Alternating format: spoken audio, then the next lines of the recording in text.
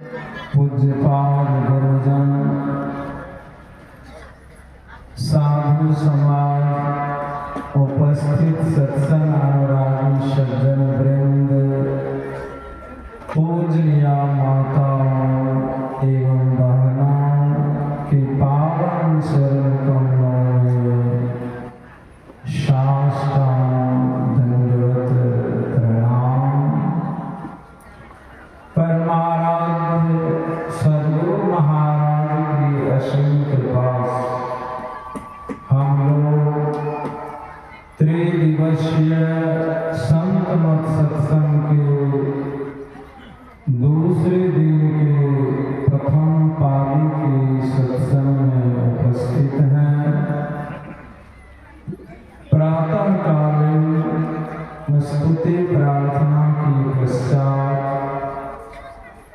सत्संग योग से हम लोग पाठ सेवन किए। पाठ में सुन रहे थे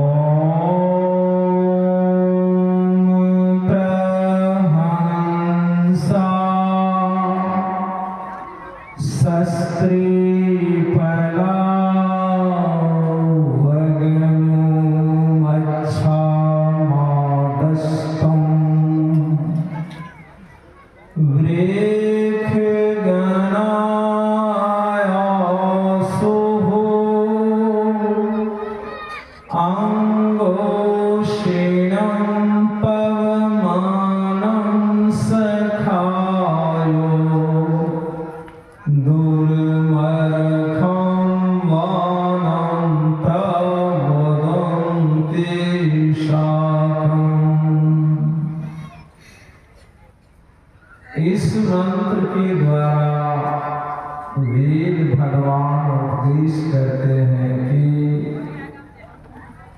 जो उत्तम और अचल समाधि की साधक त्रिगुणादिकों को पार कर दूध में मिले हुए जल को हंस के समान पृथक पृथक करने की सामर्थ्य की तरह सत्यासत निर्णय करने में समर्थ परमहंस योगी हों।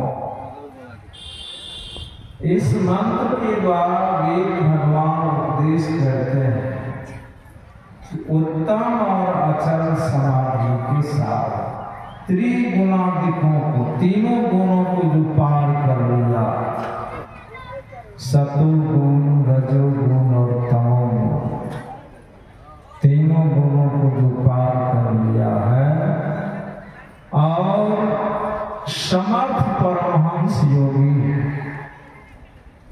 कहते हैं कि जो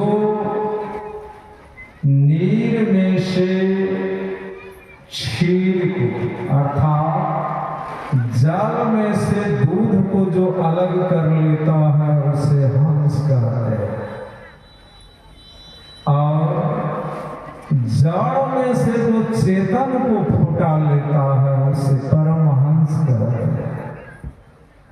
ये परमहंस की उपाधि कब से शुरू हुई?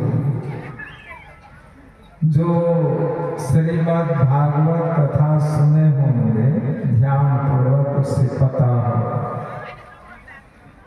एक संत हुए ऋषभदेव जी महाराज, तो उसके पास बहुत लोग आते थे। जैसे देखते हैं आप जहाँ पूज्यपाद स्वामी गुरुनंदन जी महाराज का प्रोग्राम होता है, अब बढ़िया से नहीं प्रचार होता है, कानों कान लोग जब सुनते हैं तो बहुत लोग आ जाते हैं। तो उसी तरह ऋषभदेव जी महाराज के पास बहुत लोग आते रहते थे। ऋषभदेव जी महाराज सोचते थे कि मेरे पास लोग आगे नहीं, ध्यान साधना में लोग विघ्न डालता रहता, लोगों से बचना चाहता। अब बचेंगे कैसे?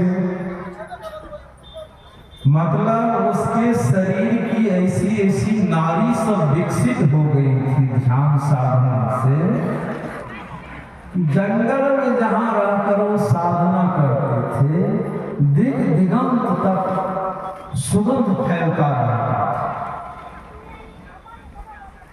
वो सोचते थे कि ये सुगंध बंद हो जाए, तो वो जब पैखाना करने जाते थे तो पैखाना करने के बाद पूरा पैखाना अपने देह में लगा देते थे। लोगों को हमसे घृणा होगी, कहेगा बेवकूफ है, बुड़बक है, कौन ऐसे महात्मा के पास जाएगा। लेकिन देखिए उसके शरीर की जो नाड़ी सब विकसित हो गई थी, उसका पैखाना पेशाब भी दुर्गंध नहीं करता था, पैखाना पेशाब से भी सुगंध नहीं निकलता। पूरे शरीर में जो पैखाना लगा लेते थे तो भी लोगों का आना बंद नहीं हुआ, लोग आते ही रहते थे। यही है महान चरित्र। सुनते हैं ना, साधु चरित्र शुभ सरिस कपासो निरस विशद गुण में फल जासो। महान चरित्र है साधु। तो ऋषभ देव जी महाराज के पास से ही परमहंस की उपाधि शुरू हुई। लोगों ने उस समय में उसको परमहंस ऋषभ देव जी महाराज कहना शुरू किया। परमहंस ऋषभ देव जी महाराज। वेश कैसा भी हो पर जिनके ऊंचे ख्याल है, दीन बाहर से देखे भीतर से मालो माल है। कोई कहे भिक्षु है, कोई कहे कंगाल है, पर गोदरी पहने हुए गोदरी के लाल। ऋषभ देव जी महाराज का वेशभूषा अच्छा नहीं था। सोचिएगा पैखाना देह में लगा के, लेकिन सोच विचार बहुत ऊंचा था, ख्याल बहुत ऊंचा था। वेश कैसा भी हो पर जिनकी ऊंचे ख्याल, दिन बाहर से दिख, भीतर बाहर से तो लगता था कि कंगाल है, दरिद्र है, लेकिन अंतर साधना करके उसने आत्म साक्षात्कार कर लिया था। परमहंस अवस्था में अपने को प्रतिष्ठित कर लिया था, भीतर से मालो माल हो चुके थे। ये रुपया पैसा प्राप्त हो जाए तो इससे लोग मालो माल नहीं होते हैं। गुरु महाराज पदावली में लिखते हैं, दृढ़ भजन धन ही आस हो, फिर त्रास क्या करो। असली धन क्या? ध्यान में जो आप एकाग्रता को प्राप्त कर लेते हैं, ये असली धन है। गुरु महाराज प्रवचन में कहते हैं कि ध्यान में एकाग्रता प्राप्त कर लेना ये सबसे बड़ा पुरुषार्थ है। देर बाहर से देखे भीतर से मालो माल है। कोई कहे भिक्षु है, कोई कहे कंगाल, कोई कहेंगे भिक्षु है सन्यासी, कोई कहेंगे कंगाल, पर गुदरी पहने हुए गुदरी के लाल, गुदरी के लाल है वो। संत कबीर साहब कहते हैं, लाली मेरे लाल की जित देखो तित लाल, लाली देखन मैं गई मैं भी हो गई लाल। लाल लाल लाल लाल तो सब कोई कहे सबकी गांठी लाल, गांठी खोली के भड़के नहीं तासर है तुम लाल। लाल है परमात्मा, उस लाल परमात्मा को प्राप्त करने का इस जीवन में पूरा प्रयत्न होना चाहिए। जोर लगाइए। राष्ट्र कल्याणधारी सुन कर लिखते हैं, मानव जब जोर लगाता है पत्थर पानी बन जाता है। जोर लगाएंगे तो आपके सामने के सारे विषय वासना विकार और विघ्न वो सब टल जाएगा, खत्म हो जाएगा। बोलिए प्रेम से श्री सद्गुरु महाराज की।